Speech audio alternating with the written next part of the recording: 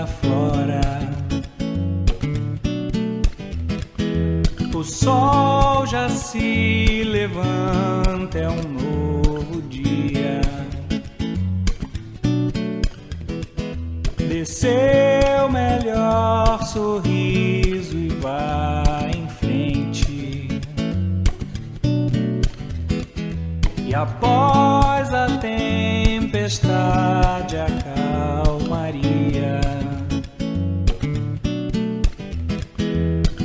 Você não é um barco ao léu que as águas vão levar. Também não é a folha que o vento espalha pelo ar. Nada se dá sem que seja a vontade divina.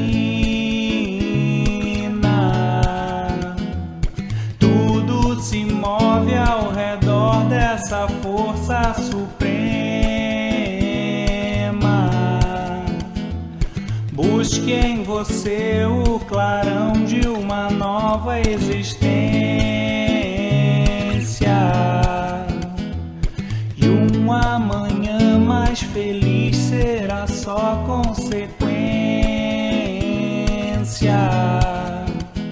Tchurá, tchurá, tchurá, tchá, tchá, tchá, tchurá.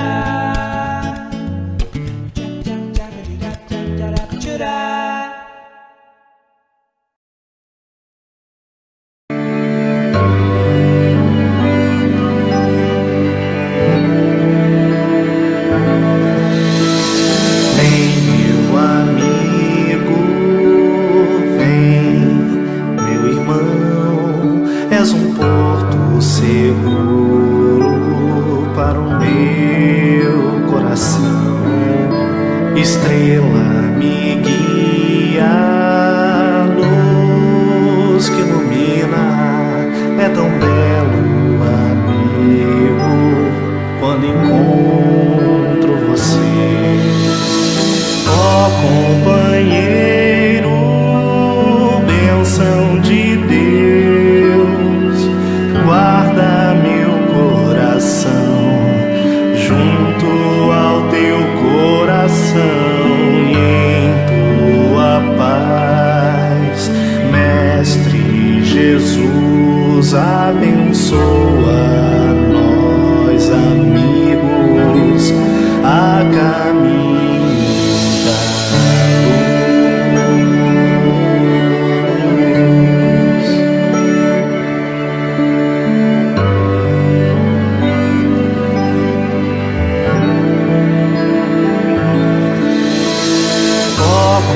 companheiro, bênção de Deus, guarda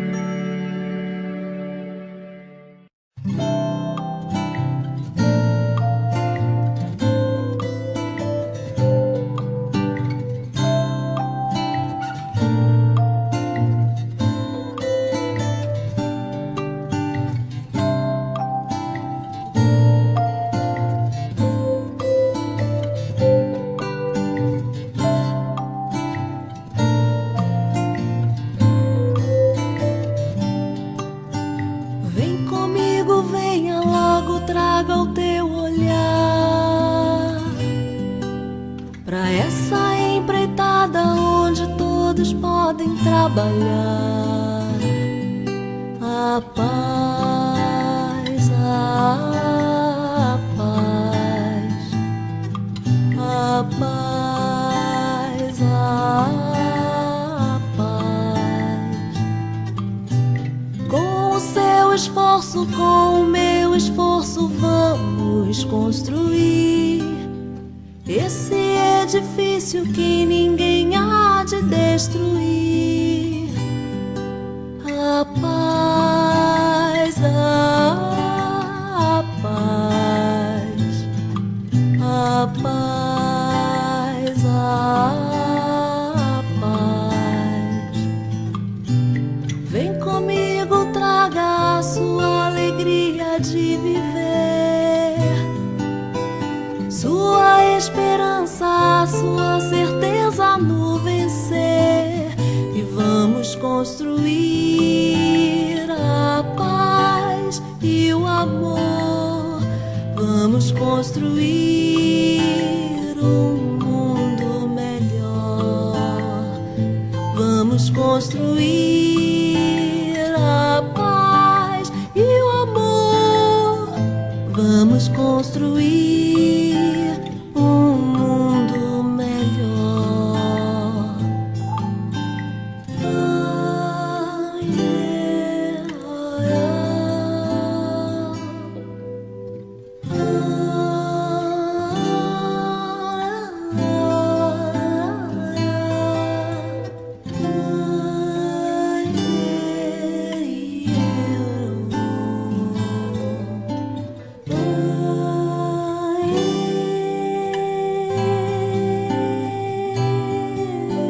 vem comigo, traga a sua alegria de viver, sua esperança, sua certeza no vencer. E vamos construir a paz e o amor.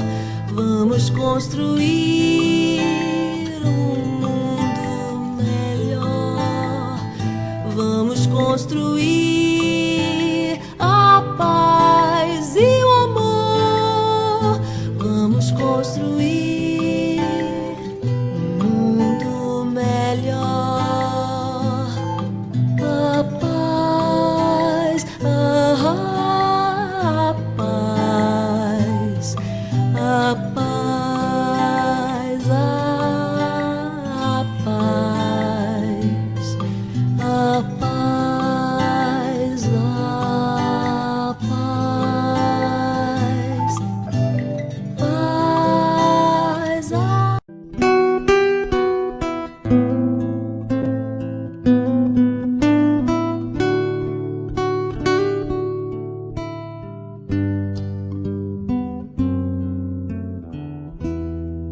Onde está seu sorriso?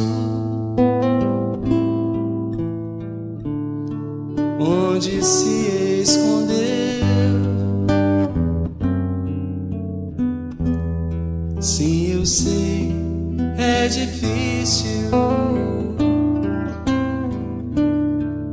esquecer o que aconteceu, mas também sei que a vida nada traz sem razão. Um instante de dor, uma vida de muito regeneração.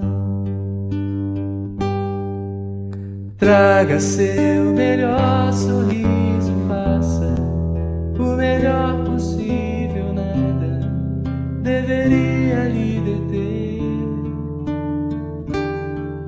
Siga, essa é sua estrada, cada passo é uma jornada, saiba encontrar a sua fé por onde andará. Madre Teresa de Calcutá nos diz que a primeira forma de caridade deveria ser o sorriso. Antes do prato de comida, um sorriso. Antes do cobertor, a roupa de frio, um sorriso. Antes de uma palavra de conforto ou do silêncio que ouve e dá atenção, o sorriso. Pois não nos cabe descontar no outro qualquer tristeza que porventura trazemos. Chico Xavier diz que nós espíritas temos todos os direitos de nos sentirmos tristes, de fecharmos a porta do nosso quarto e chorar, chorar, chorar, mas depois secar as lágrimas, arregaçar as mangas e voltar para o trabalho com o nosso melhor sorriso. Onde está seu sorriso? Onde se escondeu? Se eu sei é difícil esquecer o que aconteceu, mas também sei que a vida nada traz sem razão. Um instante de dor numa vida de muito, muito, muito, muito, muito, muito amor. Regeneração. Traga seu melhor sorriso, faça o melhor possível, nada deveria lhe deter. Siga, essa é sua estrada, cada passo é uma jornada, saiba encontrar a sua fé. Traga seu melhor sorriso, faça o melhor possível, nada é capaz de lhe deter.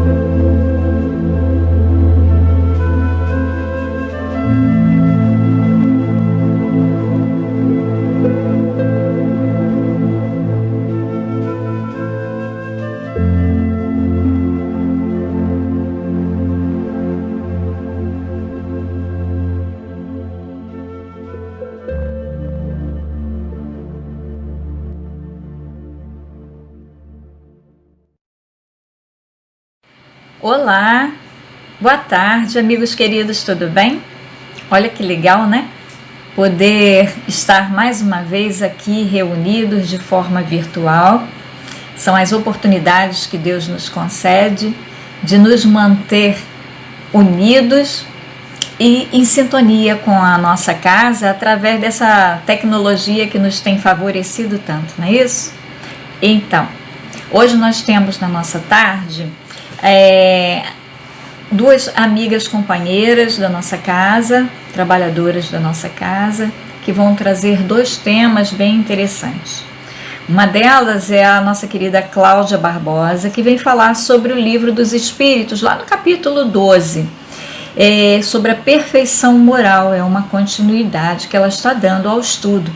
Vai falar sobre os itens 913 até 917, e o tema a ser estudado é o egoísmo. Já a nossa querida Ana Tomás, ela vem fazer o estudo do Evangelho no capítulo 23, Estranha Moral.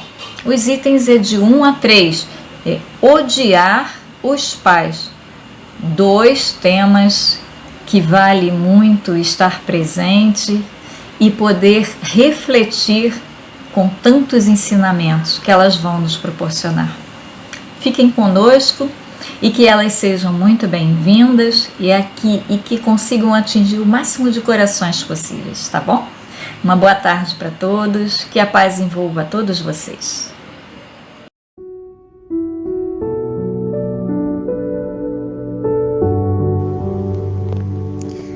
Do livro Caminho, Verdade e Vida, psicografia de Francisco Cândido Xavier, pelo Espírito Emmanuel. Lição 12. Educação no lar. Vós fazeis o que também vistes junto de vosso Pai. Foi Jesus quem disse e está em João, capítulo 8, versículo 38. Preconiza-se, na atualidade do mundo, uma educação pela liberdade plena dos instintos do homem, olvidando-se, pouco a pouco, os antigos ensinamentos quanto à formação do caráter no lar. A coletividade, porém, cedo ou tarde, será compelida a reajustar seus propósitos. Os pais humanos têm de ser os primeiros mentores da criatura. De sua missão amorosa decorre a organização do ambiente justo. Meios corrompidos significam maus pais entre os que, a peso de longos sacrifícios, conseguem manter na invigilância coletiva a segurança possível contra a desordem ameaçadora. A tarefa doméstica nunca será uma válvula para gozos improdutivos, porque constitui trabalho e cooperação com Deus. O homem ou a mulher, que desejam ao mesmo tempo ser pais e gozadores da vida terrestre, estão cegos e terminarão seus loucos esforços, espiritualmente falando, na vala comum da inutilidade. Debalde se improvisarão sociólogos para substituir a educação no lar por sucedâneos abstrusos que envenenam a alma. Só um espírito que haja compreendido a paternidade de Deus, acima de tudo, consegue escapar à lei pela qual os filhos sempre imitarão os pais, ainda quando estes sejam perversos. Ouçamos a palavra do Cristo e, se tendes filhos na terra, guardai a declaração do Mestre como advertência.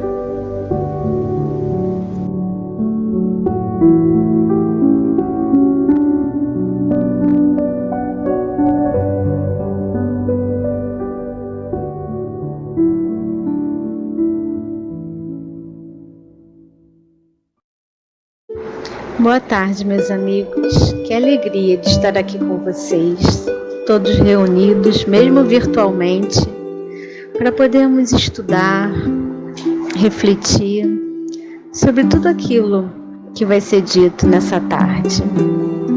Então, vamos fechar nossos olhos, imaginar que estamos na nossa casa de Miguel, reunidos, e pedir a Jesus: Mestre amado, obrigada por estarmos aqui, todos em sintonia com a espiritualidade da Casa de Miguel, para iniciar essa reunião pública de quinta-feira, que possamos colocar em nossos pensamentos todos aqueles que necessitam de amor, de paz, de acolhimento, os que estão nas ruas abandonados, os que estão nos hospitais, nas prisões, nos orfanatos, em casa, sozinhos. Que o Senhor nos proteja, nos ilumine, para que tenhamos uma tarde de reflexões, de questionamentos, mas de principalmente aprendizado. Que a espiritualidade da Casa de Miguel possa estar junto de nós, nossos anjos da guarda, mentores espirituais, nessa corrente de amor, nessa corrente fraterna, nos abençoando a todos. Que possamos dar como iniciada essa reunião pública da tarde de hoje. Graças a Deus, graças a Maria, graças a Jesus. Obrigada. Boa tarde, meus amigos. Vamos dar início à reunião pública dessa tarde com o estudo do Livro dos Espíritos. É o capítulo 12, Perfeição Moral. O tema é o egoísmo. As questões 913, 914, 915, 916 e 917. Que possamos refletir. É um tema muito importante, muito presente em nossas vidas, em nossa sociedade. Ao definirmos a palavra egoísmo, nós temos o seguinte significado: amor exagerado aos próprios interesses, a despeito dos de outrem. Exclusivismo que leva uma pessoa a se tornar como referência a tudo, orgulho, presunção. O egoísmo é virose perigosa que ataca a sociedade contemporânea, ou seja, a sociedade atualmente, né? Qual ocorreu em todas as épocas da história da humanidade. Ele é combatido pela ética e pela moral. Tem sido motivo de cuidados especiais por todas as doutrinas religiosas. Não ceder-se espaço ao egoísmo, sob qualquer forma em que se manifeste, deve ser a atitude do cristão sincero, do espírita consciente das suas responsabilidades. Vamos analisar a pergunta: você se considera egoísta? A resposta seria simples, né? Não. Por quê? Eu cuido da minha família, do meu pai, da minha mãe, do meu filho, da minha filha. Eu ajudo uma instituição de caridade, separando as minhas roupas usadas, faço doação de alimentos. Eu não sou uma pessoa egoísta. Mas e se a gente começar a analisar outras ações? Você tira um tempinho para ouvir um amigo ou uma pessoa que não está bem, para poder conversar, falar dos seus problemas? Ou você fala: não, a minha vida está corrida, eu tenho hora, estou atrasada, tenho horário no salão, tenho que fazer as compras, estou correndo, tenho que ensinar meu filho, tenho que ir para o trabalho. Quando tem uma pessoa doente na família, muito mal, já nas últimas, o que você pede a Deus?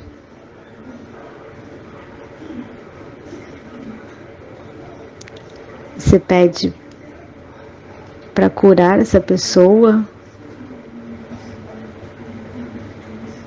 para que a vontade dele seja feita para o melhor?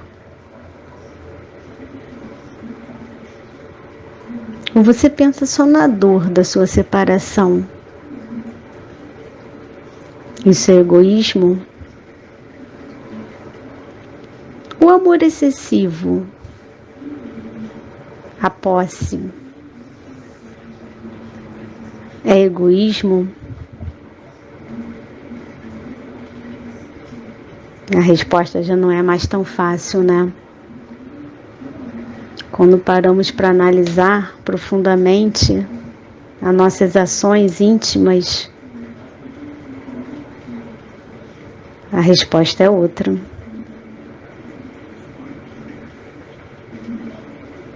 Tudo aquilo que nós vamos falar hoje, estudar, é para podermos refletir como agimos perante as outras pessoas, perante a nós mesmos, perante a nossa sociedade. Porque o tempo todo nós somos observados, não só pelos encarnados, mas também pelos desencarnados. E somos exemplos. Eu separei aqui uma frase de Auguste Comte, um filósofo francês. E ele nos diz que a moral consiste em fazer prevalecer os instintos simpáticos sobre os impulsos egoístas. A outra frase é de Aristóteles, um filósofo grego. O egoísmo não é amor por nós próprios, mas uma desvairada paixão por nós próprios. E um texto da Revista Espírita, de 10 de janeiro de 1865. E o nome do texto, o título, Um Egoísta. Numa localidade vizinha, conhecíamos um indivíduo cujo nome não declaramos para não sermos maledicente. E porque o nome nada tem a ver com o fato. Ele era espírita e, sob o domínio dessa crença, se havia melhorado. No entanto, não havia dela tirado todo o proveito que poderia, levando-se em consideração a sua inteligência. Vivia com uma velha tia, que o amava como um filho, e que não poupava trabalhos nem sacrifícios por seu caro sobrinho. Por economia, ela tomava conta da casa, até aí tudo muito natural. O que era menos natural é que o sobrinho, jovem e saudável, a deixava fazer trabalhos acima de suas forças, sem que jamais tivesse a ideia de poupar-lhe esforços penosos para a sua idade, tais como o transporte de fardos e coisas semelhantes. Ele não arredava um móvel em casa, como se tivesse criados às suas ordens. Se previsse algum penoso serviço, arranjava um pretexto para ausentar-se, temeroso que lhe pedisse uma ajuda que não poderia recusar. Entretanto, a esse respeito, ele tinha recebido muitas lições, poderia dizer-se afrontas, capazes de fazer refletir um homem de coração, mas ele era insensível a elas. Um dia, em que a tia se extenuava, rachando lenha, lá estava ele sentado, fumando tranquilamente seu cachimbo. Entrou um vizinho e, vendo isto, lançou-lhe um olhar de desprezo ao jovem e disse: "Isto é trabalho para homem." Depois, tomando o machado, começou a rachar a lenha, enquanto o outro olhava. Ele era considerado um homem direito e de boa conduta, mas seu caráter não tinha amenidade nem perseverança. Por isso não era estimado, e a maioria dos amigos se afastavam. Nós, espíritas, nos afligíamos por essa falta de sentimento e dizíamos que um dia ele pagaria muito caro. A previsão realizou-se. A velha senhora foi acometida por uma hérnia muito grave que a fazia sofrer muito, mas ela não se lamentava. Durante estes últimos períodos de frio, querendo esquivar-se de um trabalho pesado, o sobrinho saiu cedo, mas não voltou. Ao atravessar uma ponte, foi atingido por uma viatura e morreu 2 horas depois. Quando fomos informados do fato, quisemos evocá-lo e um dos nossos bons guias respondeu: "Aquele a quem quereis chamar não poderá comunicar-se antes de algum tempo. Venho responder por ele. Neste momento, ele está muito perturbado pelos pensamentos que o agitam. Ele vê sua tia e a doença que ela contraiu em consequência das fadigas corporais. Eis o que o atormenta, pois se considera o culpado, e ele é de fato, pois poderia ter-lhe poupado o trabalho, que será a causa de sua morte. é um remorso que o perseguirá por muito tempo, até que tenha reparado a sua falta. Sua conduta é uma espécie de egoísmo. O egoísmo é sempre uma prova de secura do coração. O egoísta só age por outro quando forçado, nunca espontaneamente. Seu devotamento está na razão do bem que espera das pessoas. O egoísmo é o verme roedor da sociedade. Mensagem de vosso guia espiritual. Então, meus amigos, fica aí a nossa reflexão. Temos inúmeras oportunidades de nos melhorar. Somente através do amor, dos ensinamentos do nosso Mestre Jesus, poderemos acabar com o egoísmo. Então vamos estudar as questões do Livro dos Espíritos, onde os Espíritos vão nos responder e nos ajudar mais uma vez. Questão 913. Dentre os vícios, qual é o que se pode considerar como radical? Resposta dos Espíritos. Já o temos dito muitas vezes, é o egoísmo. Que todos os vossos esforços tendam, portanto, para esse objetivo, pois aí está a verdadeira chaga da sociedade.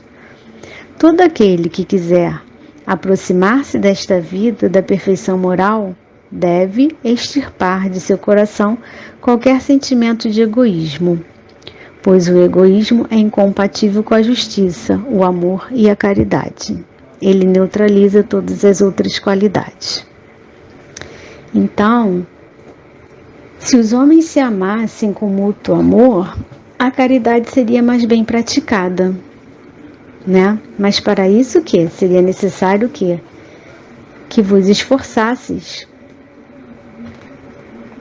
para que tirar o que dos corações o egoísmo, a posse, o apego às coisas materiais. Assim viveríamos o que? Com mais amor, com mais justiça, né? Vamos à pergunta 914. Estando o egoísmo baseado no sentimento do interesse pessoal, parece bem difícil extirpá-lo inteiramente do coração do homem. Chegaremos a consegui-lo? Vamos à resposta dos Espíritos. À medida que os homens se esclarecem sobre as coisas espirituais, menos valor dão às coisas materiais. E além disso, é preciso reformar as instituições humanas que o entretêm e o excitam. Isso depende da educação, né? Então, à medida que o homem ele se instrui, todos os impedimentos materiais eles vão se afastando, como por encanto. Porque a vida do espírito busca por intuição as coisas melhores, busca o amor, a caridade. Ele deixa de pensar somente nesse momento, nessa vida material, porque ele sabe que é um ser espiritual, que a vida é muito mais do que isso, do que esse momento, desse apego que nós temos às coisas materiais, o apego às pessoas.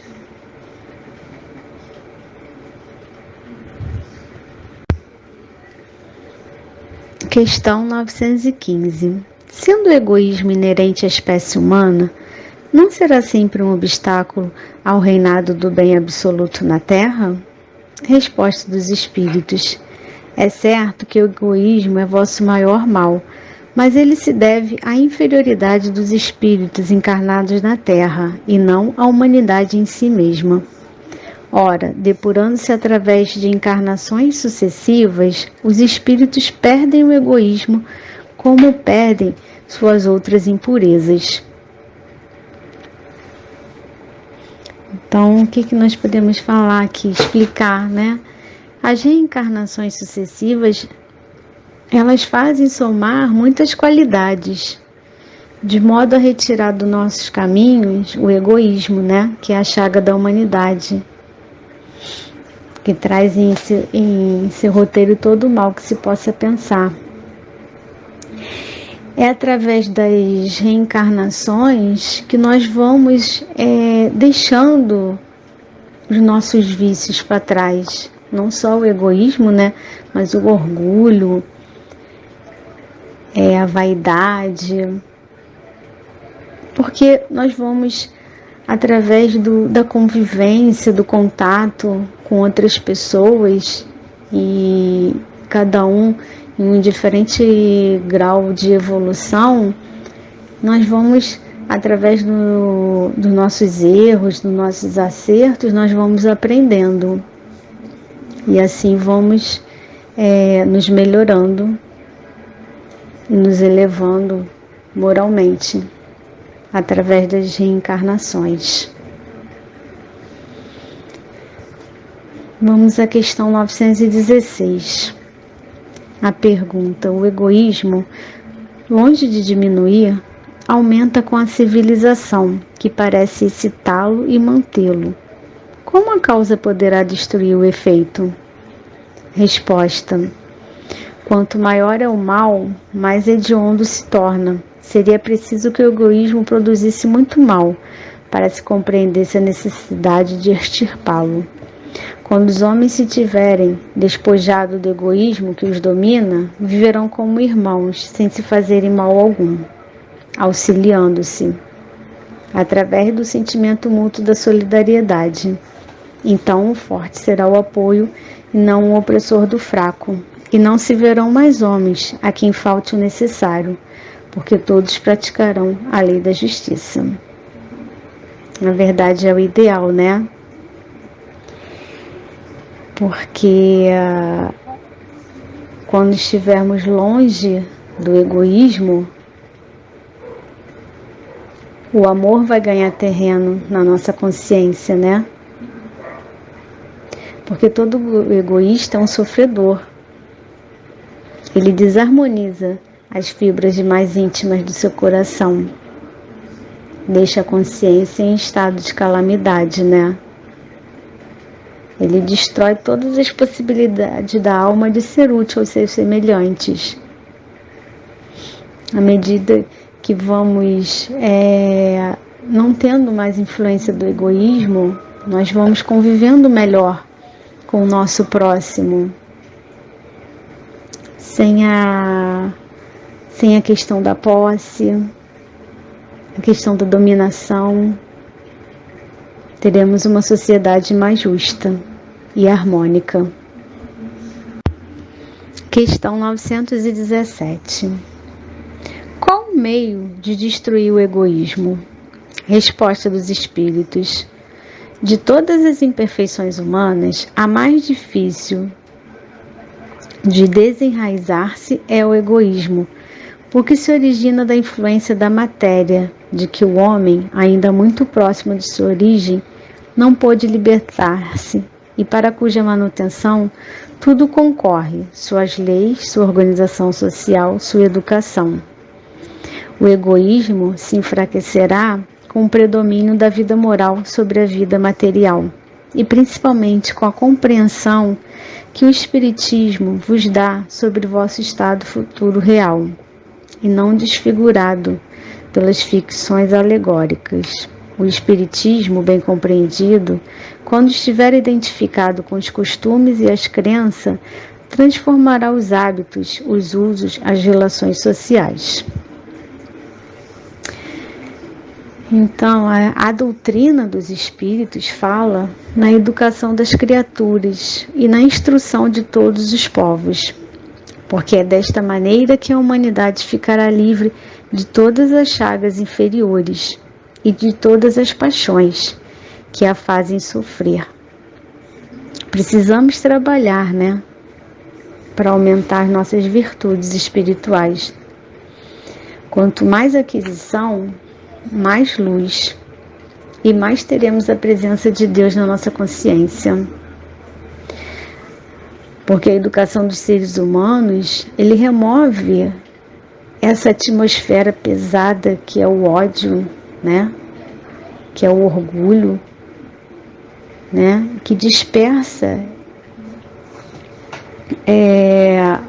o egoísmo e cessa a violência em todas as suas formas, né? Somente através da educação.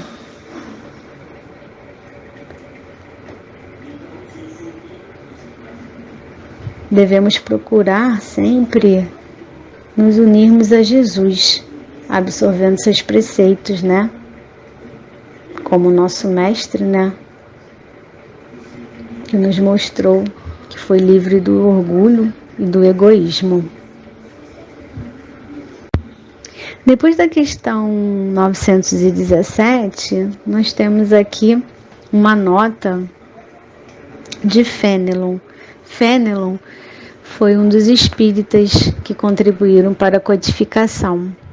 E ele nos fala: o egoísmo é a fonte de todos os vícios, como a caridade é a fonte de todas as virtudes. Destruir um, desenvolver o outro, esse deve ser o objetivo.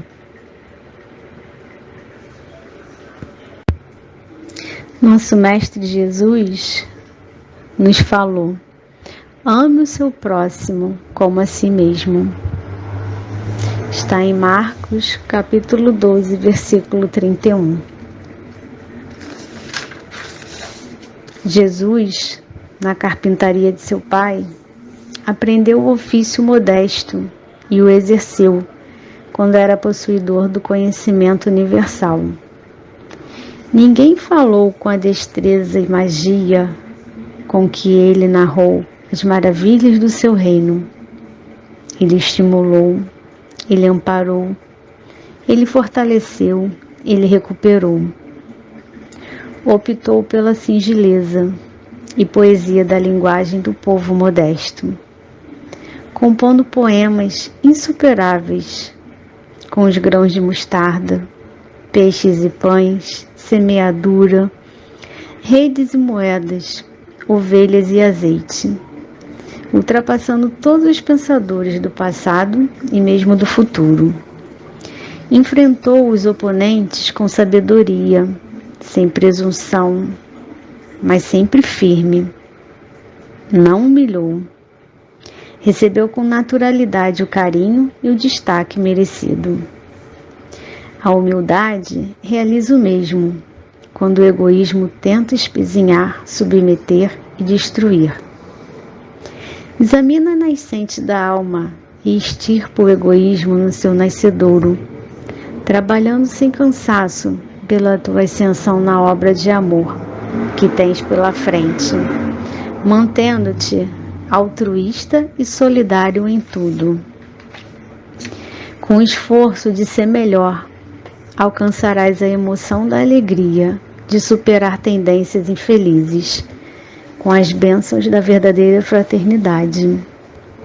É uma mensagem de Joana de Ângeles, falando do nosso Mestre Jesus, né?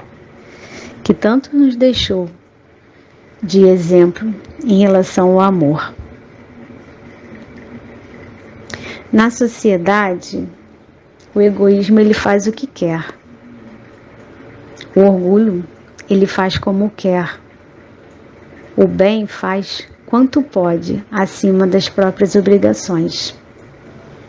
No trabalho, o egoísmo explora o que acha, o orgulho oprime o que vê. O bem, ele produz incessantemente. Na amizade, o egoísmo utiliza situações, o orgulho clama por privilégio. O bem, ele renuncia ao bem próprio. Na dor alheia, o egoísmo aquece, esquece. O orgulhoso condena, o bem ampara. Na responsabilidade, o egoísmo foge, o orgulho condena, o bem ampara. No estudo, o egoísmo finge que sabe, o orgulhoso não busca saber. O bem aprende sempre para realizar o melhor. É uma mensagem de Chico Xavier, que está na seara dos médiuns. Que possamos, meus amigos, depois desse estudo a respeito do egoísmo, refletir, questionar, perguntar para nós mesmos o que nós estamos fazendo em relação ao nosso egoísmo. Porque os estudos, eles são feitos para refletir. Não adianta ler sem refletir, sem colocar em ação. Jesus nos deixou tantas coisas, tantos ensinamentos, e o que fazemos com eles? Vamos pensar, né? São mensagens maravilhosas. Toda a espiritualidade, através dos nossos médiuns, são tantos exemplos. O que nos falta? Vontade? Então vamos começar, né? Que o tempo está passando.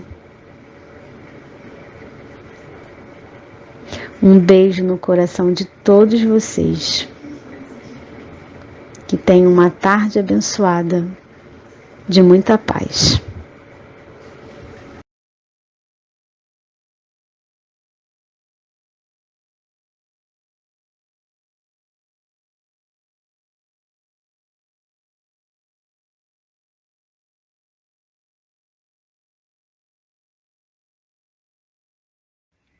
Boa tarde a todos. Então vamos ao nosso estudo do Evangelho, que é o capítulo 23, Estranha Moral. No item 1, 2 e 3. Quem não odeia seu pai e sua mãe. Uma grande multidão caminhava junto com Jesus. Voltando-se, ele lhes disse: Se alguém vem a mim e não odeia seu pai e sua mãe, sua mulher e seus filhos, seus irmãos e suas irmãs, e mesmo sua própria vida, não pode ser meu discípulo.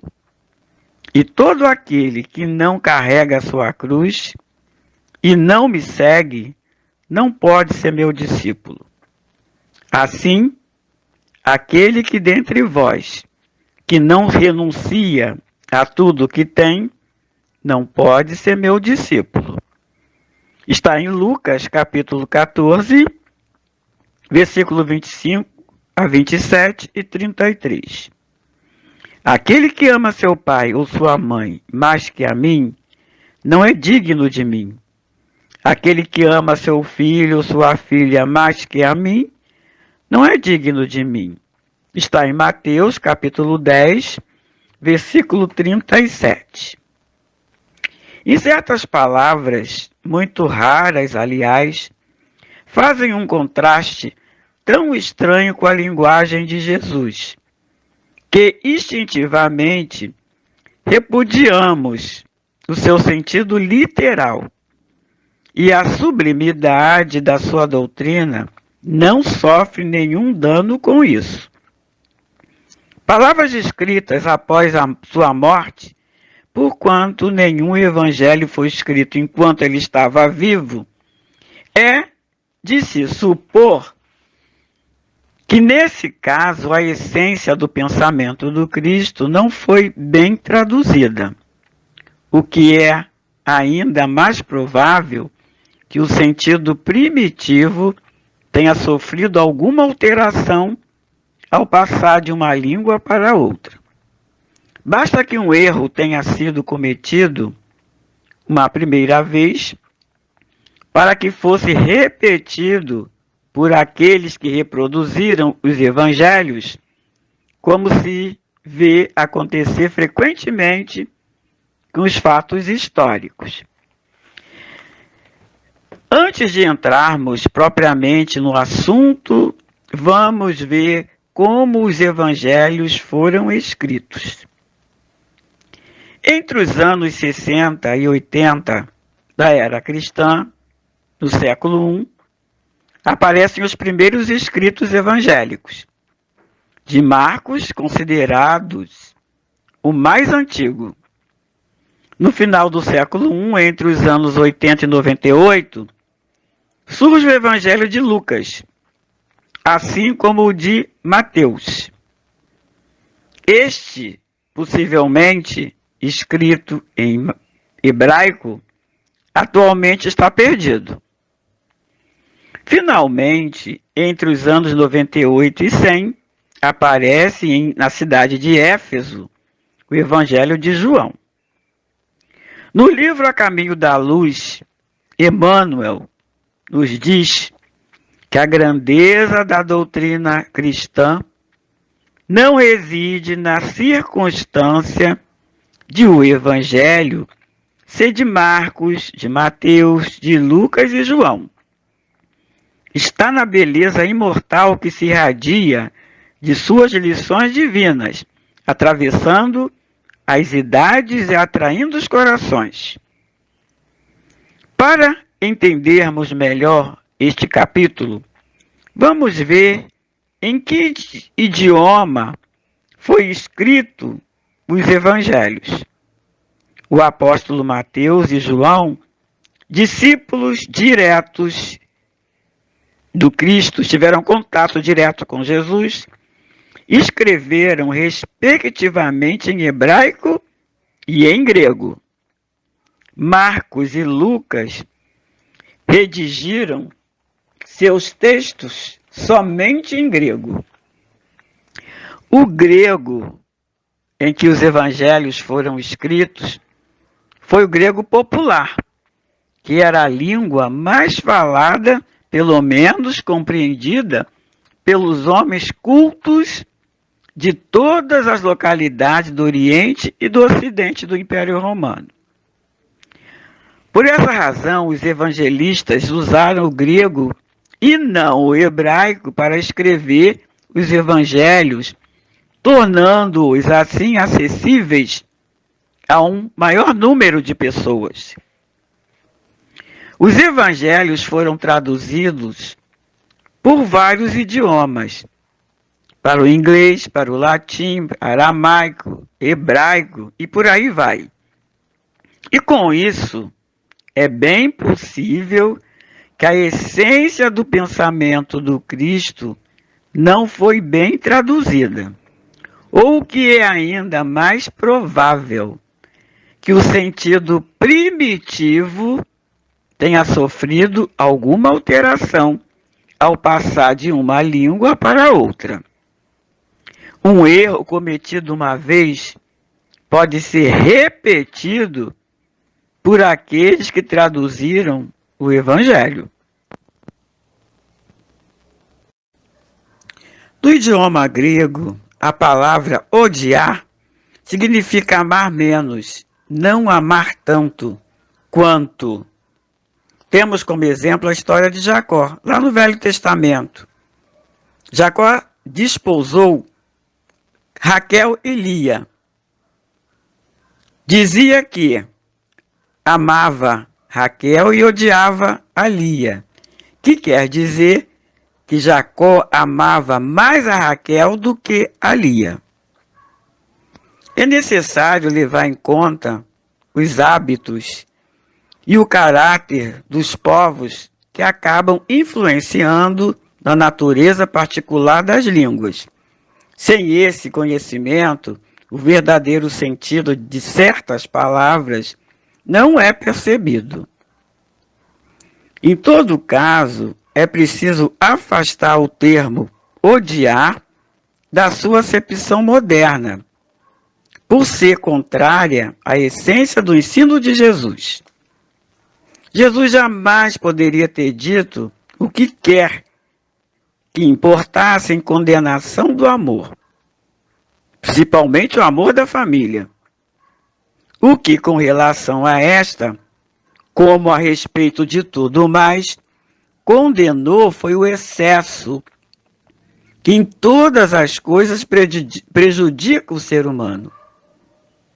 O dever do homem é consagrar a família e preencher para com esta todas as obrigações que lhe impõem as leis divinas, cuja síntese é a lei de amor. Aquele que, para agradar seu pai ou sua mãe, praticar um ato contrário a esses ensinos, não é digno do mestre. Não pode ser seu discípulo. As palavras odiar, aborrecer, não traduz com exatidão a palavra correspondente no texto, grego principalmente, né? Ao qual não tem a significação violenta daquelas outras e carece de equivalente nos modernos idiomas. Não podemos esquecer que Jesus usava de expressão ou de expressões demasiadamente fortes para impressionar os hebreus daquela época, que eram profundamente materialistas. Também não podemos esquecer que Jesus sempre pregou que a vida do Espírito é única e real, pois a única digna de apreço e valiosa. Ele também recomendava para que não desse importância demasiada ao corpo e sacrificasse o espírito. Quando o Evangelho menciona a cruz, sentenciava que aquele que não tomar sua cruz para o seguir, não podia ser seu discípulo. Ele se referia à cruz da expiação, das provas, que é a atual condição do planeta Terra, um planeta de prova e expiação, onde o mal ainda predomina. E é essa a razão porque neste planeta o homem ainda vive a braços com tantas misérias. Para melhor entendermos, Emmanuel especifica a diferença que há entre provas ou provação e expiação. A provação é a luta que ensina ao discípulo rebelde e preguiçoso a estrada do trabalho e da edificação espiritual. A expiação é pena imposta ao malfeitor que comete um crime. Percebe-se que prova assemelha-se a uma corrida de obstáculo, que tem o poder de impulsionar o progresso humano. As provas sempre existirão, mesmo para espírito superior, por se tratar de desafios evolutivos. A expiação, contudo, representa uma contenção temporária de liberdade individual, necessária à reeducação do espírito, que, melhor utilizado o livre-arbítrio, reajusta-se às determinações das leis divinas. Quando aceitamos nossa cruz com humildade, resignação e até reconhecimento, fica bem mais fácil passar por elas. Lembremos sempre que Jesus não tinha na sua vida nenhuma expiação nem provas e passou pelo suplício da cruz. Quando ele diz que aquele que achar a sua vida a perderá, e aquele que perder a vida por sua causa achará. Quando pronunciou essas palavras, estava dando ensinamento aos apóstolos e seus discípulos, que aquele que falisse em sua missão para conservar a vida, renunciaria ao acabamento da obra, comprometendo assim as suas vidas espirituais. Mas aquele que sofresse para levar a obra adiante, desempenhando assim sua missão, teriam a vida eterna. Para finalizar o nosso estudo de hoje, eu vou ler uma mensagem que tudo tem a ver com tudo que nós acabamos de ver. É a mensagem do livro Palavras da Vida Eterna, uma mensagem ditada por Emmanuel, psicografada pelo Chico. Nossa cruz. Se alguém quiser vir após mim, negue-se a si mesmo, tome a sua cruz e siga-me. Jesus, Marcos, capítulo 8, versículo 34. Ninguém se queixe inutilmente. A dor é processo. A perfeição é fim. Assim sendo, caminheiros da evolução ou da redenção, tem cada qual a sua cruz. Essa almeja aquele deve. E para realizar ou ressarcir, a vida pede preço. Ninguém conquista algo sem esforçar-se de algum modo. E ninguém resgata esse ou aquele débito sem sofrimento. Enquanto a criatura não adquire consciência da própria responsabilidade, movimenta-se no mundo a feição de semi-racional, amontoando problemas sobre a própria cabeça. Entretanto, acordando para a necessidade da paz consigo mesma, descobre de imediato a cruz que lhe cabe ao próprio burilamento. Encarnados e desencarnados, jungidos à terra, vinculam-se todos ao mesmo impositivo de progresso e resgate. No círculo carnal, a cruz é a dificuldade orgânica, o degrau social, o parente infeliz. No plano espiritual, é a vergonha do defeito íntimo, não vencido, a expiação da culpa, o débito não pago.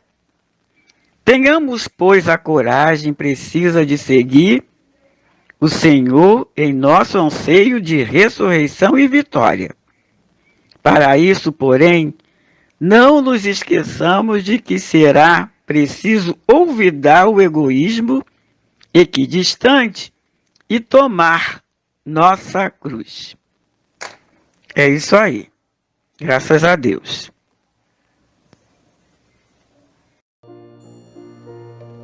Deus nosso Pai, Jesus nosso Mestre e amigo, rogamos, Senhor, a Tua misericórdia por todos nós,